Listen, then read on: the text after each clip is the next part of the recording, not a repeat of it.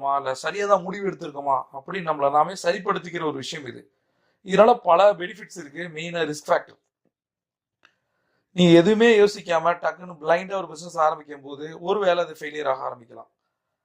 100% business 5 வருஷத்துக்கு அப்புறம் இருக்காது. அதனால ஃபர்ஸ்ட் கன்சியூமர் பேஸ் எப்படி இருக்கு, அவங்களோட மைண்ட் எங்க இருக்கு, நாம ஆரம்பிக்க போற பிசினஸ்ல என்னென்ன ரிஸ்க் இருக்கு, அதை எப்படி குறைக்கலாம், இது எல்லாமே மார்க்கெட் ரிசர்ச் தான் நமக்கு கிடைக்கும். ரைட். இப்ப நான் வந்து உங்களுக்கு ஒரு 6 கொஸ்டின் சொல்றேன். இந்த 6 கொஸ்டின்ஸ்க்கான ஆன்சர் தெரியாம நீங்க புதுசா பிசினஸ் ஆரம்பிக்க கூடாது. இதை நீங்களும் கத்துக்குங்க. உங்களோட யார் தொழில் ஆரம்பிக்கணும்னு நினைக்கிற நண்பர்களுக்கு உறவினர்களுக்கோ அதை நீங்க ஷேர் பண்ணலாம். முதல் விஷயம், டிமாண்ட் இருக்கா அப்படின்ற ஒரு மார்க்கெட் சர்வேவை நம்ம எடுக்கணும். நம்மளோட ப்ராடக்ட்டுக்கு தேவை இருக்கா, நம்மளோட ப்ராடக்டோ சர்வீசஸோ. ரெண்டாவது, மார்க்கெட்டோட சைஸ் எப்படி, எவ்வளவு பேர் இருக்காங்க, அதுல இந்த செக்மெண்டேஷன் எடுத்துக்கணும். எவ்வளவு பேர் எம்ப்ளாய்மெண்ட், எவ்வளவு பேர்